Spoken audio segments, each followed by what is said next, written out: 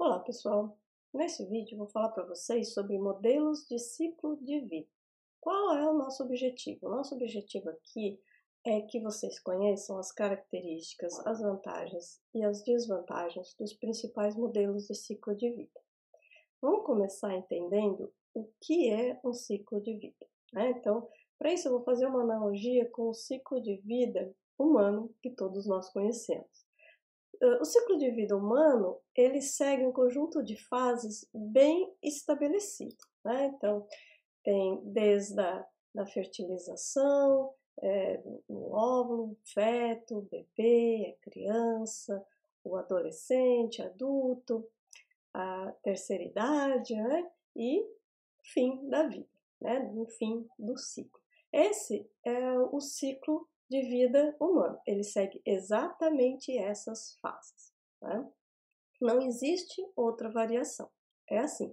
Claro que ele pode ser interrompido em algum momento, né? O ciclo pode não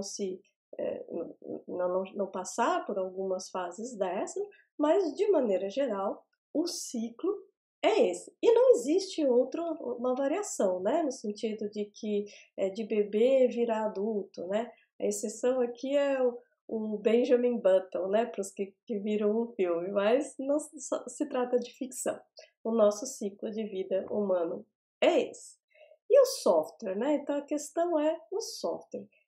O ciclo de vida de software, então. O ciclo de vida do software, ele também é, assim como o ciclo de vida humano, um conjunto de fases. Também é sequencial. Só que qual vai ser essa sequência? Qual é a quantidade de fases e que nome cada fase vai receber? Ela depende, então, das organizações. Cada organização vai definir o seu ciclo de vida. Uma coisa é certa, né? A última fase desse ciclo de vida é a morte do produto, é a deteriorização do produto, é a retirada dele do mercado.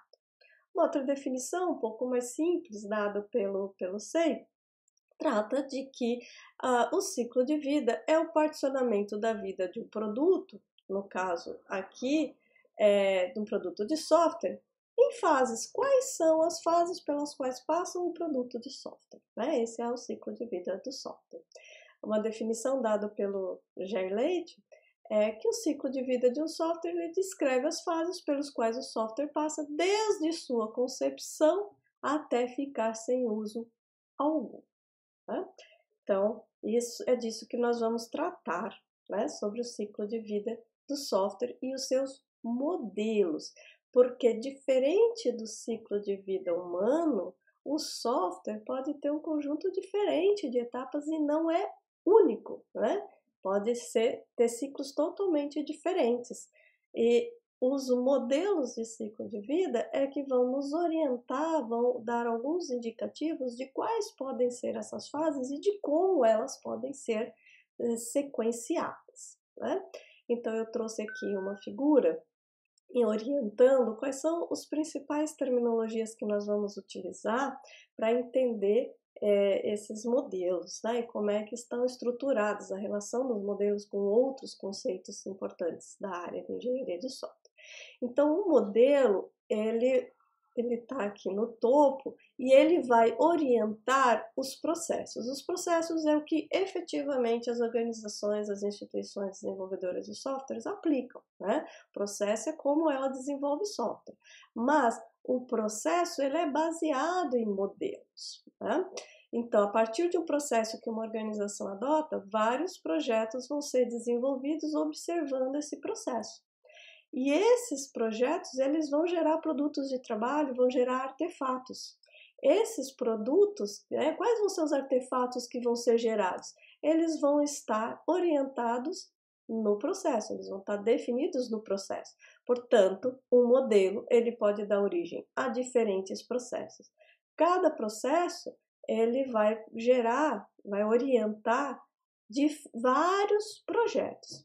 E cada projeto vai ter os seus artefatos, seus produtos de trabalho, que vão ser gerados, vejam que aqui tem um X, aqui tem um X, aqui tem um Y, aqui tem um Y. Por quê? Porque esses projetos, como eles observam o mesmo processo, eles geram os mesmos artefatos. né? Porque eles estão seguindo o mesmo processo de desenvolvimento.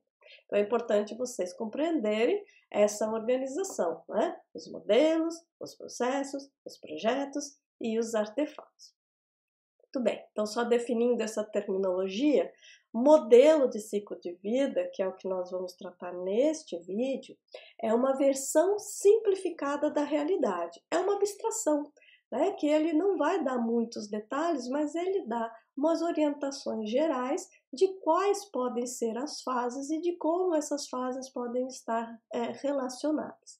Então, não se incomodem, né, de que quando eu tratar dos modelos eu vou dar informações bem gerais sobre cada fase, justamente porque são abstrações. As especificações de exatamente como vão ser executadas cada uma dessas fases vão estar nos processos das empresas, elas que vão definir. Eu vou utilizar esse modelo como base e aí eu vou fazer exatamente dessa forma. Esse é o processo, né? Ele então vai incorporar os passos específicos que vão ser utilizados então naquela organização para construir os seus sistemas, né? Então o processo ele vai indicar exatamente quais são as atividades que vão ser realizadas e quais são os artefatos que vão ser produzidos.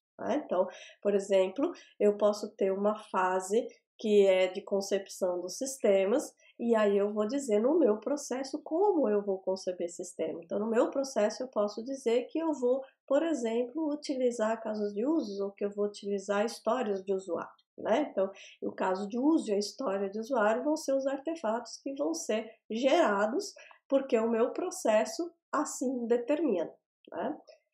E o projeto então é a execução daquelas atividades definidas lá no processo para criar um produto específico, né? Então, fazendo uma analogia lá do jargão da orientação a objeto, a gente pode dizer que o projeto ele é uma instância de um processo. O processo ele determina de maneira geral como a empresa desenvolve os seus produtos de software. E o projeto é a execução desse processo para criar um produto específico.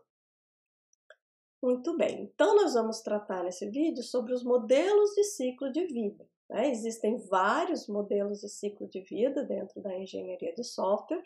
Nesse vídeo eu vou tratar alguns modelos bem conhecidos, bem representativos, que vão ser o modelo cascata, o modelo de prototipação, o modelo incremental e o desenvolvimento iterativo, tá? Existem, friso aqui, diversos outros modelos disponíveis, mas eu vou focar nesses quatro bastante representativos, bastante importantes que vocês conheçam. Então, vamos lá? Retomando aqui, nós vamos estar trabalhando então com os modelos, nesse vídeo sobre modelo cascata, prototipação iterativa e incremental. Esses modelos são abstrações para ajudar a definir, para orientar a definição dos processos. Por exemplo, o processo pode ser baseado no RAMP, pode ser baseado no Scrum, e esses processos vão estar seguindo, né, abstrações definidas nesse modelo.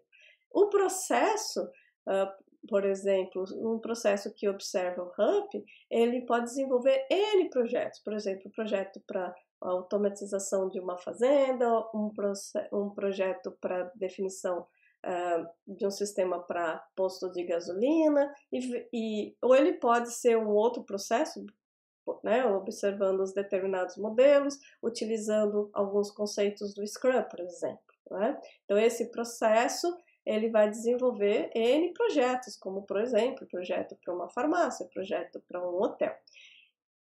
A partir do meu processo, quando eu desenvolvo N projetos, os produtos, os artefatos gerados, eles acabam sendo para cada projeto os mesmos. Por quê? Porque esses projetos estão observando um determinado processo. Então, vejam, se aqui nesse processo ele diz que eu devo especificar os requisitos, para meu projeto da fazenda, eu vou ter um documento de especificação de requisitos. Assim como para o posto de gasolina, eu também vou ter um documento de especificação de requisitos. Por quê? Porque o meu processo assim determina, né? Então, no meu projeto da fazenda, eu vou ter um diagrama de classe, assim como no posto de gasolina, eu também vou ter um diagrama de classe. Por quê? esses artefatos são gerados porque o meu processo assim determina. Se eu estou utilizando um outro processo, eu vou estar gerando outros artefatos, mas todos os projetos que observam, que seguem esse processo, eles geram os mesmos artefatos aqui, por exemplo, um Product Backlog. Né? Então, neste momento, nós vamos começar a focar nos modelos de ciclo de vida, ou seja, nós estamos focando dentro dessa hierarquia, nesse nível mais alto, que são os modelos, que são as abstrações. Em outros vídeos, eu vou tratar das camadas abaixo, né, dessa hierarquia que eu botei aqui para vocês. Nós vamos começar então com o modelo cascata, ou ciclo de vida clássico. Vamos entender a importância histórica desse modelo. Né? Então, esse modelo foi o primeiro modelo que surgiu a partir da crise do software. Né? Então, a crise do software é um fato histórico dentro da engenharia de software, né? Ela marcou a engenharia de software. O que foi a crise do software? A crise do software foi quando se começou a perceber que o software estava cada vez mais presentes dentro das organizações e as organizações cada vez mais dependentes dos softwares que foram criados para que ela pudesse seguir a sua rotina. E as rotinas das empresas, elas mudam e, portanto, os softwares também precisavam mudar. E no momento em que eu precisava fazer essa manutenção, fazer essa alteração no software, se percebeu que essa era uma tarefa extremamente complexa. E por que ela estava cada vez mais complexa e comprometendo muitas vezes até a rotina dessas empresas? Porque os softwares estavam sendo desenvolvidos não como um produto de engenharia. O software estava sendo desenvolvido como se eles fossem uma obra de arte, né? Vamos dizer assim. Então, eu não tinha engenheiros desenvolvendo o produto, eu tinha artistas criando aquele software, né? Criando aquele produto. Então, imagine uma tela em branco que o artista, conforme a sua inspiração, ele programa aquele sistema, né?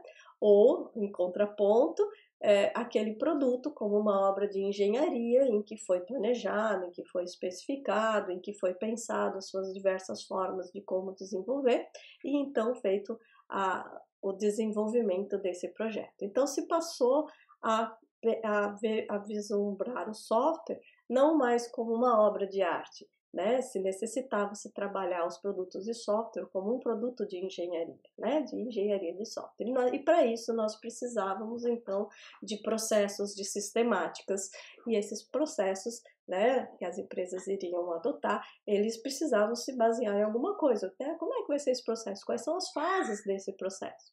E aí surgiu, então, o primeiro modelo, é o modelo cascata, o ciclo de vida clássico.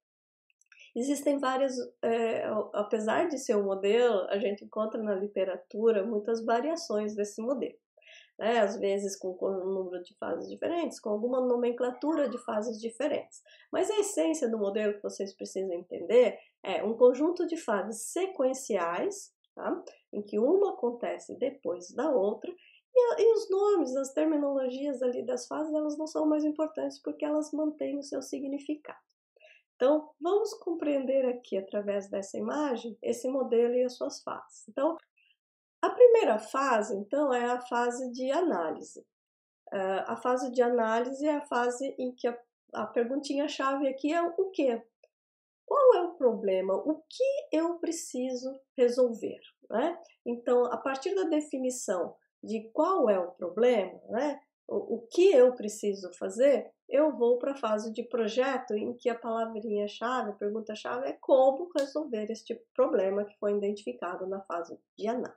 Né? Então, para quem já tem algum conhecimento sobre análise e projeto, né, entende que aqui na análise eu vou identificar os requisitos, né, o que precisa ser feito. E na fase de projeto eu vou trabalhar o como fazer. Né? Então, se aqui eu identifico que eu preciso armazenar alguns dados e quais são esses dados, aqui eu vou tratar em como eu vou armazenar esses dados, né? Quais são as tecnologias que vão ser utilizadas para isso. Então eu faço análise e o projeto desse sistema e aí eu passo para a fase de codificação. Essa é a fase que acho que todos entendem, né? É a implementação do sistema em que esse projeto sai do papel, né? Então, e ele vira linhas de código para ser executado. Então, depois de codificado o sistema inteiro, conforme esse modelo, nós passamos para a fase de testes, em que eu vou testar esse produto, né? Então, a fase de testes, ele vai envolver um conjunto amplo de testes, né? A integração entre as diferentes partes do sistema que foram desenvolvidos por diferentes programadores, o teste desse sistema frente aos seus requisitos não funcionais, de desempenho, de facilidade de uso, de portabilidade, esse sistema utilizando um hardware mais próximo daquele que ele vai ser executado no dia a dia e não aquele hardware de desenvolvimento, né? Então, vou testar o sistema considerando outros aspectos, que não só se ele funciona, se ele apresenta falhas ou não, mas olhando um conjunto maior de características de qualidade. Vou envolver os usuários nesse teste, né, para perceber como é que está a percepção deles do sistema que está ainda em desenvolvimento, né? Então, vou fazer testes de aceitação desse produto junto aos usuários.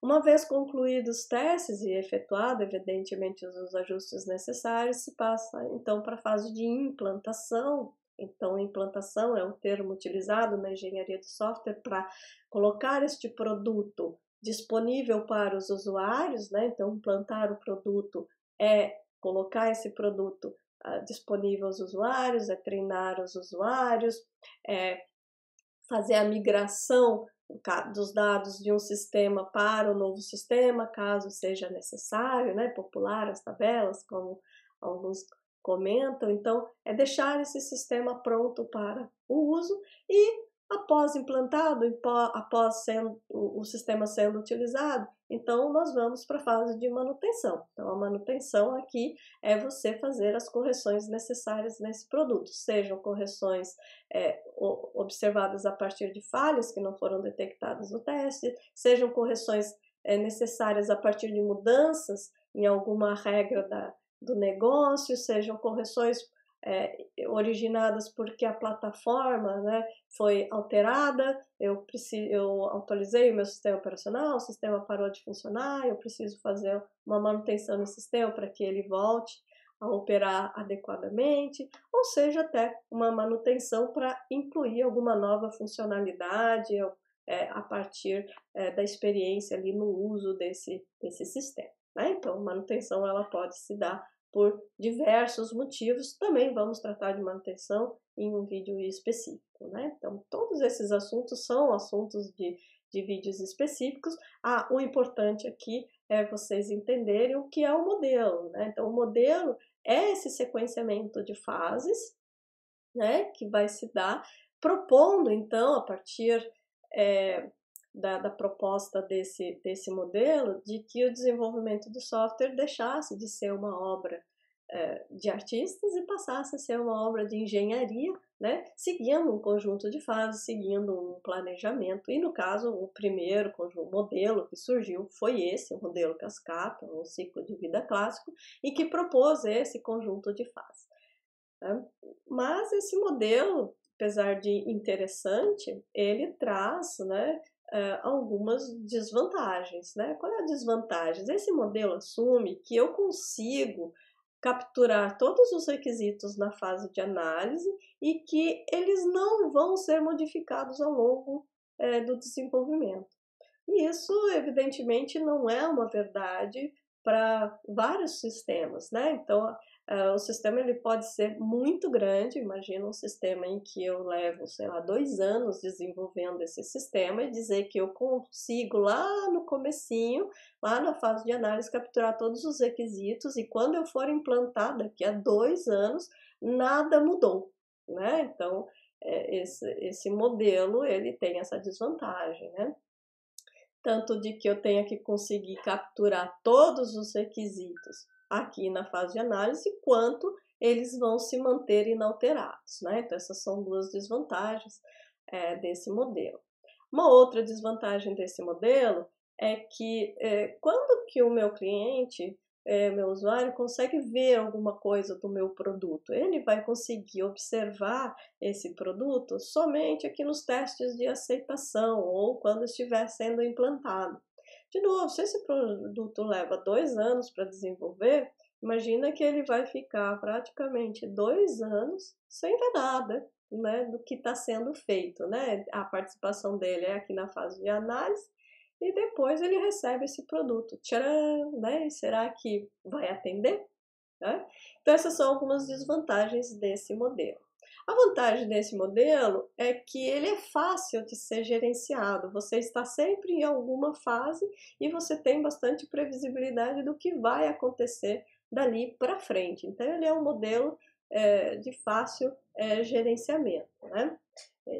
Você identifica um conjunto fixo de documentos em cada uma dessas fases e você sabe exatamente o que você vai produzir a partir do documento que você produziu aqui na fase de análise. Você sabe, aqui é isso que eu tenho que fazer, né? Supondo que eles não mudem e que você conseguiu pegar todos eles. Então, a partir se essas duas premissas forem verdadeiras, você tem um mapa de onde você precisa chegar. A questão é que nem sempre isso daqui é verdadeiro, né? Muito bem. Então, a partir dessas desvantagens desse modelo, do modelo clássicos, surgiu um novo modelo, que é o modelo de prototipação, né?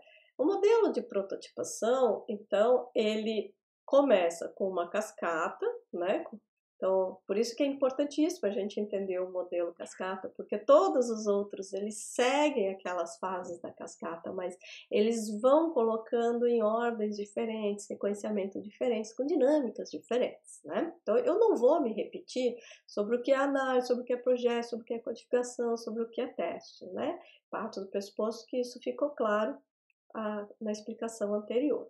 Então, veja que o modelo de prototipação, ele parte de uma análise que envolve toda uma cascata, né? Que vai ser a elaboração de um protótipo. Então, eu vou fazer análise, vou fazer um projeto, vou fazer uma breve codificação e alguns testes sobre o meu protótipo. O que é um protótipo? Então, o protótipo, ele é um produto inacabado em que você quer validar algumas ideias, né? Então, o protótipo, ele pode ser tanto um protótipo de baixa fidelidade, que a gente chama assim, alguns rabiscos no papel, como ele pode ser um protótipo já com um pouco mais de recurso tecnológico, somente da interface, ou pode ser o protótipo de algum algoritmo que você não sabe se é viável a sua aplicação ou não. Enfim, o que você vai prototipar e como você vai prototipar, isso não é definido no modelo, né? Isso vai estar especificado lá no processo, vai ser analisado em função de das características de cada projeto, né? Então, o modelo, como a gente viu, ele é uma abstração. Ele diz, no modelo de prototipação, comece desenvolvendo um protótipo para entender mais profundamente aqueles aspectos que vão ser, que são aspectos que te impõem maior risco no teu projeto, ou que não são claramente, né, você não consegue capturar essas informações com maior confiabilidade. Então, prototipe, né, para ter certeza sobre esses requisitos, né, sobre o que deve de ser feito, né? Então, nós estamos aqui na fase de análise tentando descobrir o que precisa ser feito. O protótipo vai ser um artefato que vai ser produzido para que a gente consiga, através desse protótipo, mostrando para o usuário se nós conseguimos capturar isso, né, o que precisa ser feito, né? Então ele acaba sendo um artefato importante nessa comunicação. Bom, o protótipo, então, como a gente viu, ele pode ser de diferentes tipos, né? E a prototipação, ela tem duas abordagens. Ela pode ser uma prototipação descartável ou uma prototipação evolutiva, né? Quando a gente só fala em modelo de prototipação, normalmente a gente pressupõe a prototipação descartável. Por quê?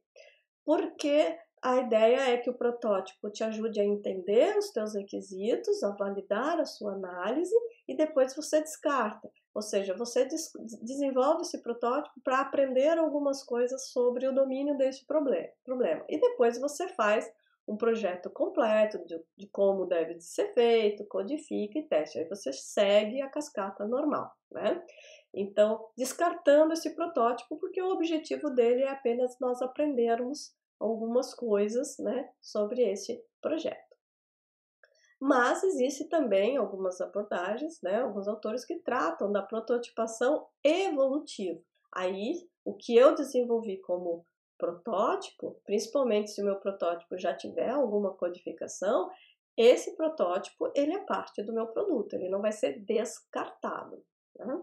Então vamos entender um pouquinho mais as vantagens e desvantagens desse modelo. Eu vou trabalhar então com a abordagem clássica aqui de prototipação, que é a descartável, né? Então, eu prototipo, eu aprendo e aí eu descarto. Qual é a vantagem de eu trabalhar com esse modelo, então?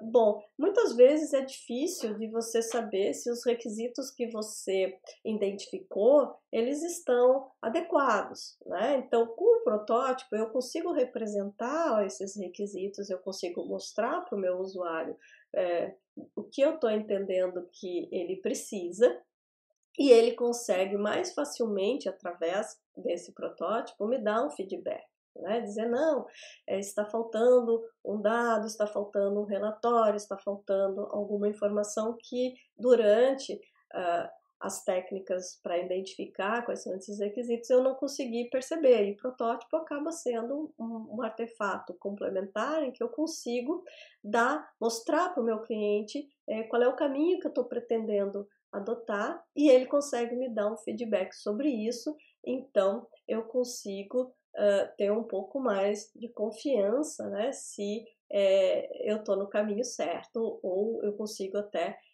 refinar melhor esses requisitos.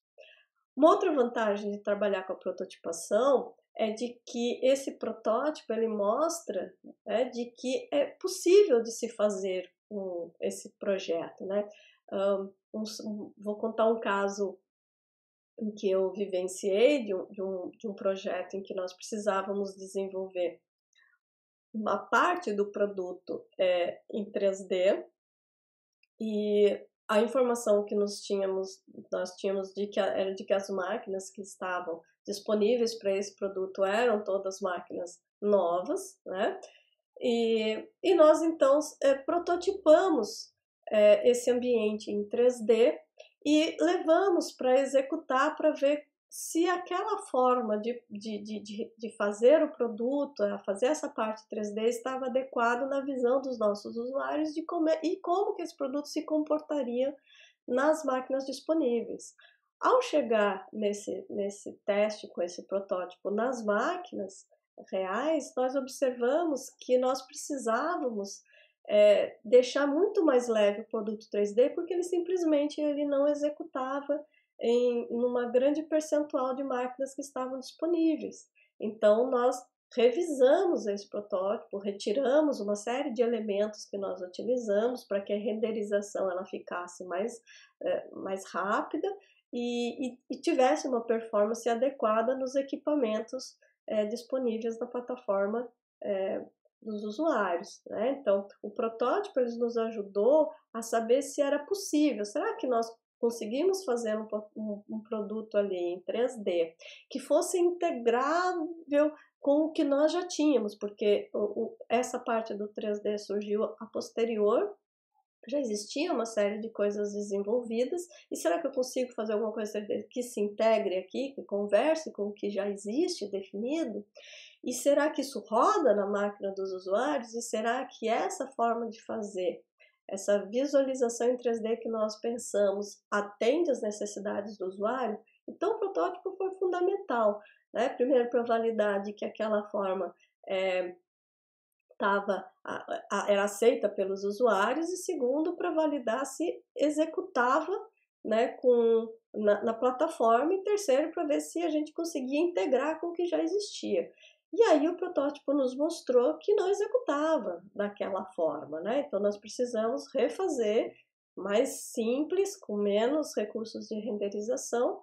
E aí executou, os usuários aprovaram, conseguimos integrar, e aí, ok, então agora a gente sabe o que pode e o que não pode, conhecemos a tecnologia que é viável, ou seja, nós conseguimos demonstrar a realizabilidade né, de utilizar esses recursos 3D naquele projeto específico.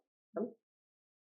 Uma outra vantagem da prototipação é que a gente consegue, com pequeno investimento inicial, mostrar para o cliente uma versão simplificada do que vai ser o produto dele. Né? Então, se a gente olhar, lembrar um pouquinho do modelo cascata, o cliente só ia ter alguma noção do produto lá na frente, nos testes de aceitação, na implantação do produto. Né? Se o projeto fosse muito grande, ele iria ficar um tempo bastante grande sem saber exatamente, né, qual é a cara desse produto. Com a prototipação, a gente consegue levar algo mais palpável para o usuário logo na etapa inicial, já na etapa de análise, né? Então, isso ajuda na comunicação com o usuário, ajuda o usuário a entender o que nós estamos vendo do produto dele e a dar feedbacks, né, mais apropriados para nós. E por último, a vantagem da prototipação é que o que nós conseguimos aprender com o protótipo, ele reduz os custos nas fases posteriores, porque se só na fase de teste eu descobrir que aquilo que eu fiz não é adequado, eu vou ter que mudar banco de dados, eu vou ter que mudar eventualmente alguma documentação que eu já gerei, eu vou ter que programar de novo telas, eu vou ter que programar de novo a interação com o banco, eu vou ter uma série de coisas que eu vou ter que alterar e que isso vai elevando o meu custo, né? Vai também podendo até comprometer o meu cronograma. Então, quanto antes eu souber, né, o que exatamente precisa, eu reduzo a necessidade, né, eu reduzo a probabilidade de eu encontrar lá na frente, quando o usuário vê o produto final, de que não era exatamente aquilo que ele precisa, né? Então, descobrir que não é exatamente aquilo que ele precisa nessa fase é muito mais barato do que ele descobrir na fase de testes, por exemplo. Então, o protótipo, ele reduz custos, mesmo sendo descartável. Porque o protótipo não é um produto, então você desenvolve muito rapidamente um protótipo, você valida uma série de coisas, mesmo que você descarte, o que você aprendeu com aquele protótipo, o que você pôde validar com aquele protótipo, te ajudou a reduzir custos lá na frente. Então, esse descartar não é jogar dinheiro no lixo, né? O aprendizado que ele trouxe, as validações que ele trouxe, te fazem economizar. Parece ser um modelo perfeito, né? Só que ele tem algumas desvantagens, né? Então, uma desvantagem é que quando você mostra para o cliente um protótipo, principalmente quando é, por exemplo, um protótipo bem acabado da sua interface, o cliente pode achar que aquele prazo que você deu para ele pode ser diminuído. Nossa, você quer 6 meses para desenvolver, mas olha só, é isso aqui que você está me apresentando. Você não consegue me entregar em 4? Eu já não posso usar isso. Então, muitas vezes não entende que aquilo que ele está vendo, muitas vezes é só a casca, né? Você só prototipou a interface para saber quais são os dados que você precisa trabalhar, o que você precisa fazer, mas você não fez efetivamente, né? E o cliente, com um conhecimento reduzido na área de desenvolvimento, ele vai achar que aquilo é praticamente tudo do que ele precisa, né? Então pode haver essa pressão.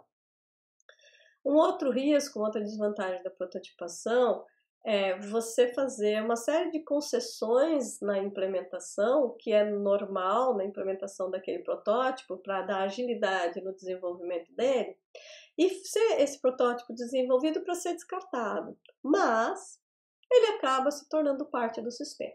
Né? Então, vamos fazer um exemplo simples. Eu pego qualquer editor HTML só para gerar uma interface bonitinha para mostrar para o meu cliente. Aí eu gerei, mostrei, ele gostou e depois assim, poxa, mas já está aqui a interface, né? Então, vou seguir desenvolvendo as outras camadas. Sem que ele tenha a melhor estrutura, o melhor CSS, ele esteja organizado para que aquela interface esteja, né, no melhor projeto dela. Ou eu fiz uma pequena... para fazer o meu protótipo, eu usei o banco de dados, que estava aqui na minha máquina. Eu não analisei se é o melhor banco de dados para trabalhar com o volume de dados do meu cliente. Aquele banco foi utilizado porque era o que estava disponível no momento. E aí depois era para ser descartado o protótipo e ser feito essas análises, e acabou sendo aquele banco pela decisão simples de era o que estava na minha máquina, não é o melhor banco para aquele projeto. Então, a ideia da prototipação ser descartado é ser descartado e não virar parte do produto. Mas é uma desvantagem porque às vezes essas concessões ou essa falta de análise do protótipo, porque é um protótipo e deveria ser descartado, pode acabar fazendo parte do projeto e trazer consequências, então, lá para frente. O terceiro modelo é o ciclo de vida incremental, né? Então vejam que tanto o modelo de prototipação quanto o cascata, ele só vai implantar o produto, entregar o produto no final, né? O modelo incremental não, ele parte do pressuposto então que você tem um grande sistema e você vai dividir esse sistema em incrementos, né? O que são incrementos? São partes, né? Então, você tem um grande sistema e você vai entregar esse sistema em 2 partes, em 3 partes, em 4 partes, né? Então, imagina como se fossem módulos, né? Então, eu tenho um grande sistema, eu vou entregar o módulo 1, depois o módulo 2, depois o módulo 3. E aí, o que são esses incrementos e como desenvolver esses incrementos? Bom, cada incremento ele passa pelas fases de análise, projeto, codificação, teste e implantação. Vocês já ouviram falar nessas fases? Então, esses incrementos nada mais são do que o desenvolvimento de uma parte a partir do modelo cascata, com as fases do modelo cascata, né? Então, em vez de fazer uma cascata para o sistema inteiro, você vai fazer N cascata, onde N é a quantidade de incrementos, né? Então, no começo, você entende qual é o seu projeto e você vai planejar quantos incrementos você vai ter. Você vai ter uma ideia bem geral dos requisitos para conseguir entender, né, ter uma visão geral do produto e conseguir dizer o que vai estar em cada incremento, né, quais vão ser os incrementos. Agora, exatamente o que vai ser feito em cada incremento, só quando você começar a executar a fase de análise de cada um desses incrementos, tá? Então, isso nos traz algumas desvantagens, né? Então, por exemplo, nesse modelo, como elaborar um contrato se eu só sei exatamente todas as características do produto depois que eu fizer a análise do último incremento, né? E se eu chegar aqui e o usuário me mostrar alguma característica que tem um impacto muito grande, né? Como é que eu incorporo isso nos custos? Como é que eu elaboro um cronograma dessa forma, né? Então, essa questão é uma desvantagem de você trabalhar com o modelo incremental, tá?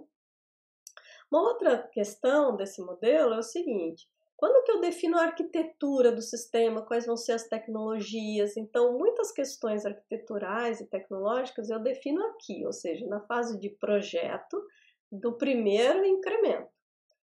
Mas, eventualmente, eu posso, nos incrementos futuros, encontrar novamente algumas características desse projeto que, se eu soubesse de antemão, isso impactaria a minha decisão de tecnologia, a minha decisão da arquitetura, né? Então, esse modelo também traz esse risco, tá? Mas ele tem algumas boas vantagens, né? Uma delas é a facilidade de testar o sistema, porque diferente dos outros modelos em que eu tenho que testar o sistema inteiro numa única fase, aqui eu vou testando o sistema a cada incremento. Então, a fase de testes ela é muito mais focada e ela acaba conseguindo, né, ser mais fácil de ser realizada, tá? Uma outra vantagem é de que quando eu vou começar a fazer análise, né, do segundo incremento, o usuário já tem uma experiência maior a partir do desenvolvimento do incremento anterior.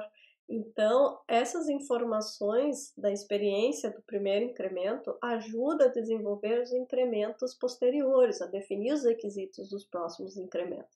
Até porque, muitas vezes, ele está definindo esse incremento e já tendo até utilizado, já está com o sistema em uso, então ele já tem uma visão muito mais concreta do que é esse sistema, de como é que ele está sendo desenvolvido e consegue contribuir de uma maneira mais confiante, mais ativa, mais clara do que pode ser feito nos incrementos que se sucedem, né? Então, essa é uma vantagem importante desse modelo incremental. E o último modelo que nós vamos ver é o ciclo de vida iterativo. Né? Então, o iterativo, ele novamente, ele tem aqui fases, né? Modelagem de negócio, requisitos, análise de projeto, implementação, teste e implantação.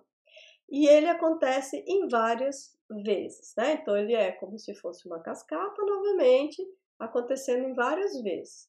Poxa, Fabiana, mas isso é exatamente o que tu falou do modelo incremental, né? Só que aqui, o desenvolvimento iterativo, ele acontece muitas vezes. Enquanto o incremental, ele acontece alguns incrementos, por módulos, né? Então, vamos dizer, eu tenho 3, 4 módulos, são 3, 4 incrementos.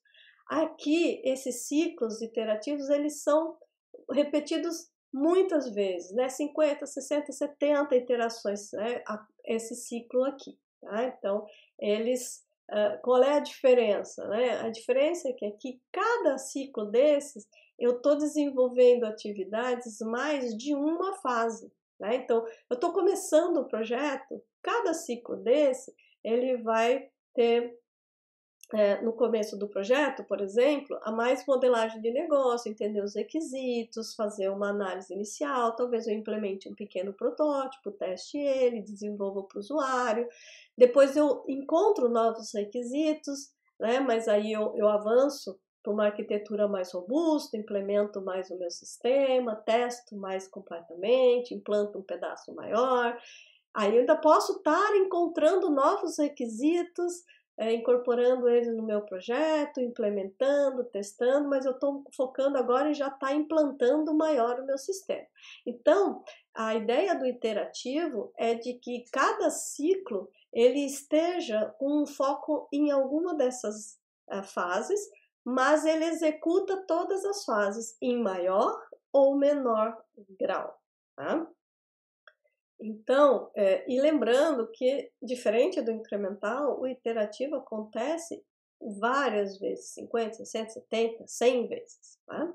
Então, qual é a vantagem? Né? Que tem uma participação do usuário bastante intensa, porque em cada iteração eu ainda estou trabalhando com requisitos, com modelagem de negócio, ou seja, o meu usuário está ali dizendo, agora eu preciso disso, eu preciso daquilo, né? O meu processo agora, minha rotina aqui está dessa forma, eu preciso que seja feita disso. Então, durante todo o ciclo de vida, o usuário pode estar lá alterando os requisitos, solicitando requisitos e recebendo feedback.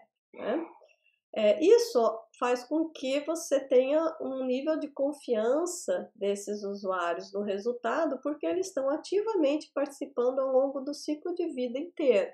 Se vocês pararem para observar os modelos anteriores, os usuários participam em momentos bem pontuais e depois eles não são tão requisitados, porque está lá em codificação, está lá em projeto, né? Não está mais nas etapas de análise, que é onde o usuário participa mais ativamente, né? Ou nas etapas de teste de aceitação.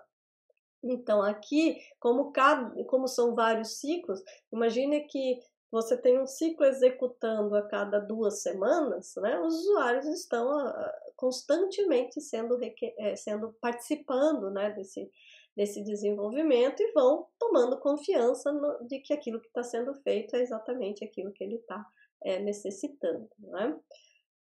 E como você está constantemente desenvolvendo pequenos pedacinhos, né, conversando sobre pequenos pedacinhos do sistema, você vai administrando os riscos ao longo do tempo. Você não tem um comprometimento grande no começo de que vai ser feito exatamente aquilo tudo até aquele prazo, sem muitas vezes conhecer exatamente o que vai vir, né, o que pode vir a acontecer ali nesse longo período entre o compromisso com o usuário e a entrega para ele. Aqui você está assumindo, vamos dizer assim, compromissos pequenos, né, de 2 semanas, 3 semanas, e que você vai, né, conseguir administrar os riscos desses compromissos, porque a tua previsibilidade é de um período curto de tempo.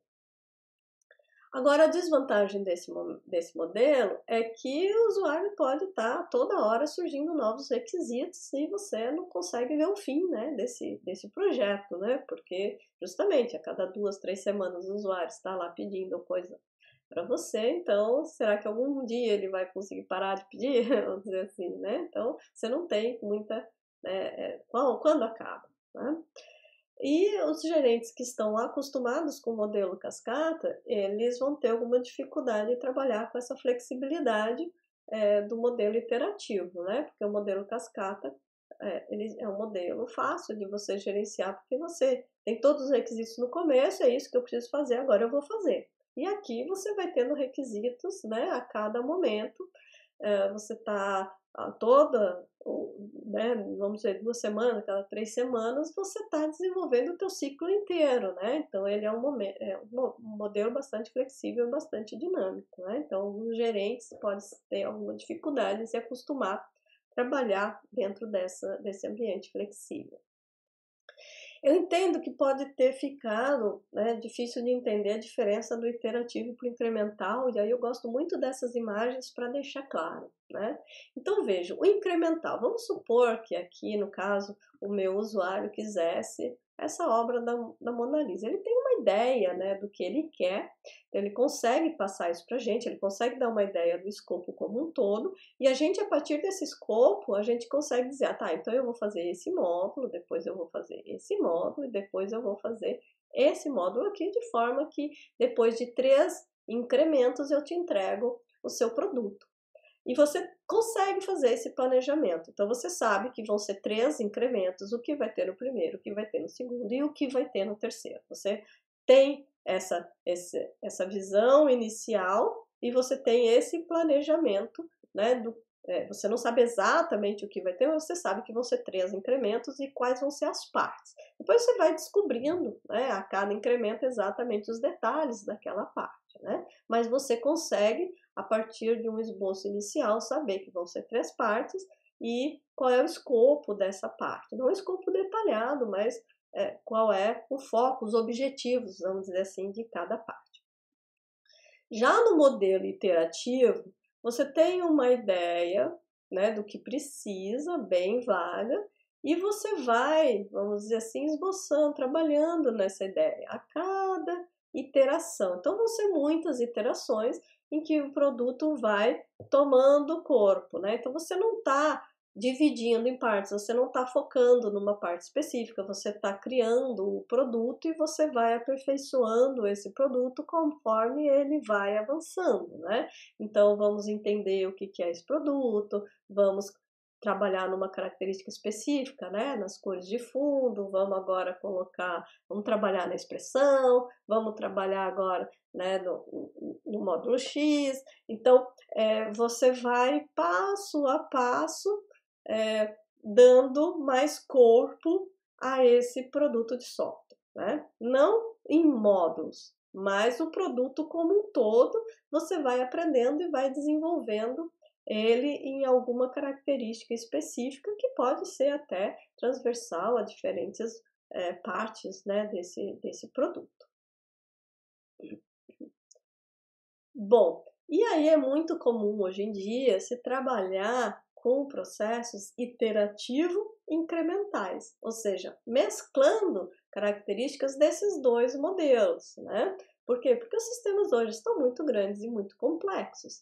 Então, se mescla de tal forma de que você vai iterativamente desenvolvendo, mas de forma incremental, ou seja, você parte ele, né? Então, olha, eu vou começar focando nessa partezinha aqui, né? Eu não sei ainda muito bem o que vai ser nessa parte, mas a gente vai conhecendo essa parte conforme a gente vai interagindo. Então, o incremental, porque eu comecei numa parte, ó, diferente do iterativo, que eu não estou focando em parte nenhuma, eu estou trabalhando no software como um todo e eu vou aperfeiçoando, amadurecendo esse produto. O iterativo incremental, eu pego do incremental de que eu estou focando numa parte e do iterativo que eu vou conhecendo essa parte iterativamente, desenvolvendo ela a cada período de tempo, em vez de estar me preocupando com o todo, eu estou me preocupando só com aquela parte, né? Da parte iterativa. Então ele pega as 2 características. Ah, essa parte agora ficou pronta, então agora eu vou focar nessa outra parte aqui. Embora eu ainda possa, nessa interação, dar algum retoque lá se eu ver que eu preciso, mas o foco agora é aqui. Ah, então agora eu vou iterativamente trabalhar aqui, entender melhor essa parte, aí a gente vai aperfeiçoando essa parte. Ficou bom? Então agora vamos ampliar para uma outra partezinha que a gente sabe que vai precisar. Então agora vamos botar o foco aqui, várias iterações ali. Então imagina que você tem um grande produto, você sabe que você vai desenvolver em partes e cada parte você vai iterativamente conhecendo ela, né? O iterativamente são N cascatas. Então imagina que você tem um grande produto, você vai dizer assim, olha, eu vou pegar esse grande produto, eu vou quebrar ele em 3 partes e cada parte dessas eu vou trabalhar, vamos supor, na primeira parte eu vou ir descobrindo o que ela vai fazer, o que eu preciso fazer nessa parte. A cada 3 semanas eu faço um pouquinho, daí eu descubro mais um pouquinho, faço mais um pouquinho. Depois de 3 meses que eu interagi ali, utilizei, sei lá, 10 iterações, eu terminei essa partezinha, ou eu tô com ela bem madura. Agora eu vou pegar uma outra partezinha, vou gastar outros 3 meses para ir descobrindo e fazendo implementando essas descobertas, né? E assim o produto vai ficando, vai se complementando.